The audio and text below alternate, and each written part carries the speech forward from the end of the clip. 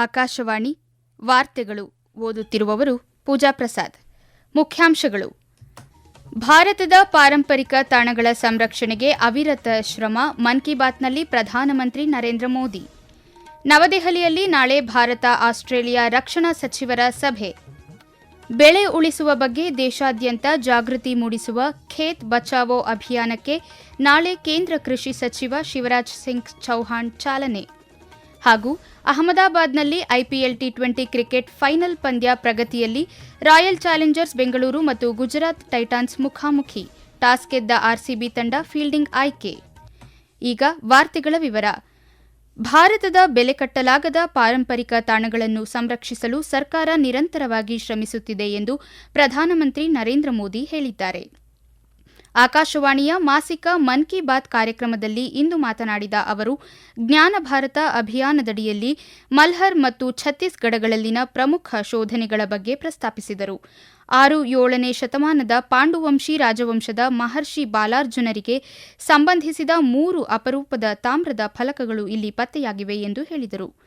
ತಮ್ಮ ಇತ್ತೀಚಿನ ನೆದರ್ಲ್ಯಾಂಡ್ಸ್ ಭೇಟಿಯ ಬಗ್ಗೆ ಹೇಳುತ್ತಾ, ಚೋಳರ ಕಾಲದ ಪ್ರಾಚೀನ ತಾಮ್ರದ ಫಲಕಗಳನ್ನು ಭಾರತಕ್ಕೆ ವಾಪಸ್ ನೀಡಲಾಯಿತು. ಇವು ಚೋಳ ಸಾಮ್ರಾಜ್ಯದ ಸಾಧನೆಗಳನ್ನು ಅನಾವರಣಗೊಳಿಸಿವೆ. ಚೋಳರಾಜರು ಆಗ್ನೇಯ ಏಷ್ಯಾ ರಾಷ್ಟ್ರಗಳೊಂದಿಗೆ ಸಂಪರ್ಕ ಹೊಂದಿದ್ದರು ಎಂಬ ಬಗ್ಗೆ ಇವು ತಿಳಿಸುತ್ತವೆ ಎಂದು ಅವರು ಹೇಳಿದರು. ಮಾವಿನ ತಳಿಗಳ ಬಗ್ಗೆ ಪ್ರಸ್ತಾಪಿಸಿದ ಪ್ರಧಾನಮಂತ್ರಿಗಳು, ವಿಭಿನ್ನ ತಳಿಗಳ ಮಾವು ವಿಶಿಷ್ಟ ಸ್ವಾದ ಮತ್ತು ಸುವಾಸನೆ ಭರಿತವಾಗಿವೆ. ಕಾಶಿಯ ಲಂಗ್ರಾ, ಮಹಾರಾಷ್ಟ್ರದ ಆಲ್ಫೋನ್ಸೋ, ಗುಜರಾತ್ನ ಕೇಸರ್ ಮತ್ತು ಪಶ್ಚಿಮ ಬಂಗಾಳದ ಹಿಮಸಾಗರ್ ಬಗ್ಗೆ ತಿಳಿಸುತ್ತಾ ಮಾವಿನ ಬೆಳೆ ಬೆಳೆಯುವ ರೈತರ ಕೊಡುಗೆಯನ್ನು ಶ್ಲಾಘಿಸಿದರು. ಕೃಷಿ ಆರ್ಥಿಕತೆಗೆ ರೈತರ ಕೊಡುಗೆ ಅನನ್ಯ ಎಂದು ಅವರು ಹೇಳಿದರು. ಜಾರ್ಖಂಡ್ನ ರಾಂಚಿಯಲ್ಲಿ ಇತ್ತೀಚೆಗೆ ನಡೆದ ರಾಷ್ಟ್ರೀಯ ಹಿರಿಯ ಅಥ್ಲೆಟಿಕ್ಸ್ ಫೆಡರೇಷನ್ ಸ್ಪರ್ಧೆಯಲ್ಲಿ ಸುಮಾರು 800 ಕ್ರೀಡಾಪಟುಗಳು ಭಾಗವಹಿಸಿದ್ದರು ಎಂದು ಪ್ರಧಾನಮಂತ್ರಿ ಹೇಳಿದ್ದಾರೆ. ವಿವಿಧ ಸ್ಪರ್ಧೆಗಳಲ್ಲಿ 4 ರಾಷ್ಟ್ರೀಯ ದಾಖಲೆಗಳನ್ನು ಮುರಿದಿರುವ ಗುರಿಂದರ್ ವೀರ್ ಸಿಂಗ್, ವಿಶಾಲ್ ಟೀಕೆ, ತೇಜಸ್ವಿನ್ ಶಂಕರ್, ದೇವ್ ಮೀನಾ ಮತ್ತು ಕುಲದೀಪ್ ಕುಮಾರ್ ಅವರನ್ನು ಅಭಿನಂದಿಸಿದ್ದಾರೆ. ಸಮಾಜಕ್ಕಾಗಿ ಉತ್ತಮ ಕೆಲಸ ಮಾಡುವ ಸುತ್ತಮುತ್ತಲಿನ ಜನರನ್ನು ಗುರುತಿಸಿ ಅವರನ್ನು ಶ್ಲಾಘಿಸುವಂತೆ ಪ್ರಧಾನಮಂತ್ರಿ ನರೇಂದ್ರ ಮೋದಿ ಮನದ ಮಾತು ಕಾರ್ಯಕ್ರಮದಲ್ಲಿ ಮನವಿ ಮಾಡಿದ್ದಾರೆ. ಭಾರತ ಆಸ್ಟ್ರೇಲಿಯಾ ರಕ್ಷಣಾ ಸಚಿವರ ಸಭೆ ದೆಹಲಿಯಲ್ಲಿ ನಾಳೆ ನಡೆಯಲಿದ್ದು, ಸಚಿವ ರಾಜನಾಥ್ ಸಿಂಗ್ ಮತ್ತು ಆಸ್ಟ್ರೇಲಿಯಾ ರಕ್ಷಣಾ ಸಚಿವ ರಿಚರ್ಡ್ ಮಾರ್ಲೆಸ್ ಜಂಟಿ ಅಧ್ಯಕ್ಷತೆ ವಹಿಸಲಿದ್ದಾರೆ. ದ್ವಿಪಕ್ಷೀಯ ರಕ್ಷಣಾ ಮತ್ತು ಸೇನಾ ಸಹಕಾರ ಬಲವರ್ಧನೆ, ರಕ್ಷಣಾ ಕೈಗಾರಿಕಾ ಪಾಲುದಾರಿಕೆ, ರಕ್ಷಣಾ ಪರಿಕರಗಳ ಸಹ ಅಭಿವೃದ್ಧಿ ಮತ್ತು ಸಹ ಉತ್ಪಾದನೆ ಮತ್ತಿತರ ವಿಷಯಗಳ ಕುರಿತು ಸಮಾಲೋಚನೆ ನಡೆಯಲಿದೆ. ರಕ್ಷಣೆ ಮತ್ತು ಭದ್ರತಾ ವಲಯದಲ್ಲಿ ಬಾಂಧವ್ಯ ಬಲವರ್ಧನೆ, ಭಾರತ ಪೆಸಿಫಿಕ್ ವಲಯದಲ್ಲಿ ಸುಸ್ಥಿರತೆ ಮತ್ತು ಭದ್ರತೆ ಬಲಪಡಿಸುವುದು ಸೇರಿದಂತೆ ಹಲವು ವಿಷಯಗಳ ಬಗ್ಗೆ ಚರ್ಚೆ ನಡೆಯಲಿದೆ ಎಂದು ರಕ್ಷಣಾ ಸಚಿವಾಲಯ ತಿಳಿಸಿದೆ. ಭಾರತದ ಜಲ ಸಂಶೋಧನೆ ಮತ್ತು ನಾವೀನ್ಯತೆ, ಪರಿಸರ ವ್ಯವಸ್ಥೆಯನ್ನು ಬಲಪಡಿಸಲು ಜಲಶಕ್ತಿ ಸಚಿವಾಲಯ ನವದೆಹಲಿಯಲ್ಲಿ ನಾಳೆ ನೀರಿನ ಸಂಶೋಧನೆ ಮತ್ತು ಅಭಿವೃದ್ಧಿ ಕುರಿತ ರಾಷ್ಟ್ರೀಯ ಕಾರ್ಯಾಗಾರ ಆಯೋಜಿಸಿದೆ. ಜಲಸಂಪನ್ಮೂಲ ನಿರ್ವಹಣೆ, ಅತ್ಯಾಧುನಿಕ ಸಂಶೋಧನೆ ಉತ್ತೇಜಿಸಲು ನೀರಿನ ಉಪಕ್ರಮ ಪ್ರಾರಂಭಿಸುವುದು ಈ ಕಾರ್ಯಕ್ರಮದ ಪ್ರಮುಖ ಅಂಶವಾಗಿದೆ ಎಂದು ಸಚಿವಾಲಯ ತಿಳಿಸಿದೆ. ನಾಗರಿಕರು, ಸಂಸ್ಥೆಗಳು ಮತ್ತು ಸ್ಥಳೀಯ ಸಂಸ್ಥೆಗಳು ನೀರಿನ ಸಂರಕ್ಷಣೆ, ಮಳೆ ನೀರು ಕೊಯ್ಲು ಮತ್ತು ಅಂತರ್ಜಲ ಮರುಪೂರಣ ಉಪಕ್ರಮಗಳನ್ನು ಪ್ರದರ್ಶಿಸಲು ಅನುವು ಮಾಡಿಕೊಡುವ ಮೂಲಕ ಸಮುದಾಯ ನೇತೃತ್ವದ ನೀರಿನ ಸಂರಕ್ಷಣಾ ಪ್ರಯತ್ನಗಳನ್ನು ಬಲಪಡಿಸಲು ವಿನ್ಯಾಸಗೊಳಿಸಲಾದ Jal Sanchay Jan Bhagidari catch the rain digital ವೇದಿಕೆ ಉದ್ಘಾಟನೆಗೂ ಈ ಕಾರ್ಯಾಗಾರ ಸಾಕ್ಷಿಯಾಗಲಿದೆ. ಜಲಸಂಪನ್ಮೂಲ ಮೌಲ್ಯಮಾಪನ, ಮೇಲ್ವಿಚಾರಣೆ ಮತ್ತು ನಿರ್ವಹಣೆಗಾಗಿ ಉಪಗ್ರಹ ಆಧಾರಿತ ಬಳಕೆ ಮತ್ತು ಸುಧಾರಿತ ತಂತ್ರಜ್ಞಾನಗಳನ್ನು ಬಲಪಡಿಸಲು ಜಲಶಕ್ತಿ ಸಚಿವಾಲಯ ಮತ್ತು ಭಾರತೀಯ ಬಾಹ್ಯಾಕಾಶ ಸಂಶೋಧನಾ ಸಂಸ್ಥೆ ತಿಳುವಳಿಕೆ ಒಪ್ಪಂದಕ್ಕೆ ಸಹಿ ಹಾಕುವ ನಿರೀಕ್ಷೆಯಿದೆ. ಹರಿಯಾಣದ ಪಂಚಕುಲ ಜಿಲ್ಲೆಯ ರಾಮಗಢ ಪ್ರದೇಶದಲ್ಲಿರುವ ರಕ್ಷಣಾ ಸಂಶೋಧನೆ ಮತ್ತು ಅಭಿವೃದ್ಧಿ ಸಂಸ್ಥೆಯ ಟರ್ಮಿನಲ್ ಬ್ಯಾಲಿಸ್ಟಿಕ್ ಸಂಶೋಧನಾ ಪ್ರಯೋಗಾಲಯದಲ್ಲಿ ಅತ್ಯಂತ ಶಕ್ತಿಶಾಲಿ ಬಾಂಬ್ ಅನ್ನು ಯಶಸ್ವಿಯಾಗಿ ಪರೀಕ್ಷಿಸಲಾಯಿತು. ಹಿರಿಯ ವಾಯುಪಡೆಯ ಅಧಿಕಾರಿಗಳ ಮೇಲ್ವಿಚಾರಣೆಯಲ್ಲಿ ಈ ಪರೀಕ್ಷಾರ್ಥ ಪ್ರಯೋಗ ನಡೆಯಿತು. ಪರೀಕ್ಷಾ ಸ್ಥಳದ ಸುತ್ತಲಿನ 2 ಕಿಲೋಮೀಟರ್ ತ್ರಿಜ್ಯವನ್ನು ಸೂಕ್ಷ್ಮ ವಲಯವೆಂದು ಘೋಷಿಸಲಾಯಿತು. ಮಹಾರಾಷ್ಟ್ರ ರಾಜ್ಯಪಾಲ ಜಿಷ್ಣುದೇವ್ ವರ್ಮಾ, ಮುಖ್ಯಮಂತ್ರಿ ದೇವೇಂದ್ರ ಫಡ್ನವೀಸ್ ಸೇರಿದಂತೆ ಗಣ್ಯರು ಇಂದು ಪುಣ್ಯಶ್ಲೋಕ್ ರಾಜಮಾತಾ ಅಹಲ್ಯಾದೇವಿ ಹೋಳ್ಕರ್ ಅವರ 301ನೇ ಜನ್ಮದಿನಾಚರಣೆ ಅಂಗವಾಗಿ ಅವರಿಗೆ ಗೌರವ ನಮನ ಸಲ್ಲಿಸಿದರು. ಈ ವಾರ್ತೆಗಳನ್ನು ಆಕಾಶವಾಣಿಯಿಂದ ಕೇಳುತ್ತಿದ್ದೀರಿ. ನಮ್ಮ ಎಲ್ಲಾ ರಾಷ್ಟ್ರೀಯ ವಾರ್ತೆಗಳು ಹಾಗೂ ಪ್ರದೇಶ ಸಮಾಚಾರ ಈಗ ಆಕಾಶವಾಣಿ ನ್ಯೂಸ್ ಕನ್ನಡ ಯೂಟ್ಯೂಬ್ ಚಾನೆಲ್ನಲ್ಲಿ ಲಭ್ಯ. ನಮ್ಮ ಎಕ್ಸ್ ಖಾತೆ ಮತ್ತು ಇನ್ಸ್ಟಾಗ್ರಾಂ ಖಾತೆ ಆಕಾಶವಾಣಿ ನ್ಯೂಸ್ ಕನ್ನಡ. ಹೆಚ್ಚಿನ ಮಾಹಿತಿಗಾಗಿ ನಮ್ಮ ಫೇಸ್ಬುಕ್ ಖಾತೆ AIR ಕನ್ನಡ ನ್ಯೂಸ್ ಅನುಸರಿಸಿ. ಮಾಹಿತಿಯ ಹೂರಣ ವಾರದ ಕಾರ್ಯಕ್ರಮ ಪ್ರಚಲಿತ ವಿದ್ಯಮಾನ ಪ್ರತಿ ಬುಧವಾರ 9:15ಕ್ಕೆ. ಕೇಂದ್ರ ಕೃಷಿ ಮತ್ತು ರೈತ ಕಲ್ಯಾಣ ಸಚಿವ ಶಿವರಾಜ್ ಸಿಂಗ್ ಚೌಹಾಣ್ ನಾಳೆ ಮಧ್ಯಪ್ರದೇಶದ ರೈಸೆನ್ ಜಿಲ್ಲೆಯಿಂದ ಬೆಳೆ ಉಳಿಸಿ ಖೇತ್ ಬಚಾವೋ ಅಭಿಯಾನಕ್ಕೆ ಚಾಲನೆ ನೀಡಲಿದ್ದಾರೆ.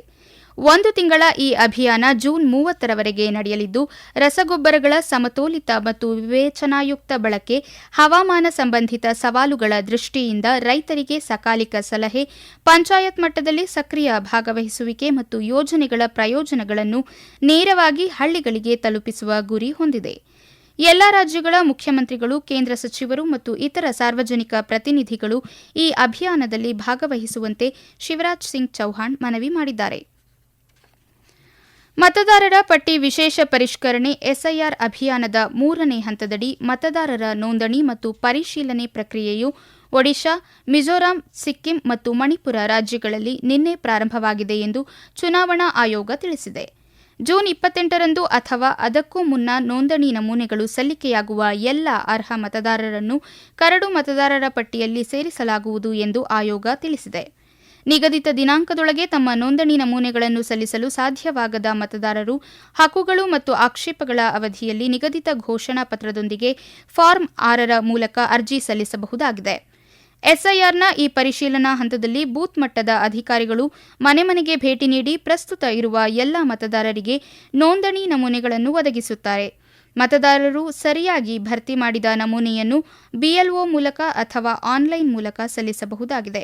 ಯಾವುದೇ ಅರ್ಹ ನಾಗರಿಕರು ಮತದಾರರ ಪಟ್ಟಿಯಿಂದ ಹೊರಗುಳಿಯಬಾರದು ಮತ್ತು ಯಾವುದೇ ಅನರ್ಹ ವ್ಯಕ್ತಿ ಪಟ್ಟಿಯಲ್ಲಿ ಸೇರ್ಪಡೆಯಾಗಬಾರದು ಎಂಬುದು ಎಸ್ಐಆರ್ನ ಮುಖ್ಯ ಉದ್ದೇಶವಾಗಿದೆ. ಕೇಂದ್ರೀಯ ಪ್ರೌಢಶಿಕ್ಷಣ ಮಂಡಳಿ CBSE ತನ್ನ ಸೇವಾ ಪೂರೈಕೆದಾರ ಆನ್ಮಾರ್ಕ್ ಪೋರ್ಟಲ್ನಲ್ಲಿ ಇತ್ತೀಚೆಗೆ ಸಾರ್ವಜನಿಕವಾಗಿ ಕಾಣಿಸಿಕೊಂಡಿದ್ದ ದೋಷಗಳನ್ನು ಸೂಕ್ಷ್ಮವಾಗಿ ಗಮನಿಸುತ್ತಿದೆ ಎಂದು ಹೇಳಿದೆ.